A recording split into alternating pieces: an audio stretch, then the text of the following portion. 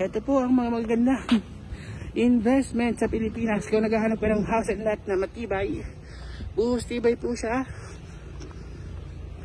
Wow, ang sarap ng feeling na meron kang sariling bahay at lupa tapos mag-garden ka. Wow, ang ganda nito oh. Grabe, ang ganda. Congratulations naman sa mga nangyari ng house and lot na ito. Ang gaganda po. Yung naibigay na yung unit, pinapaganda na nila. Ito naman po yung isa, may gate na rin. Congratulations, grabe.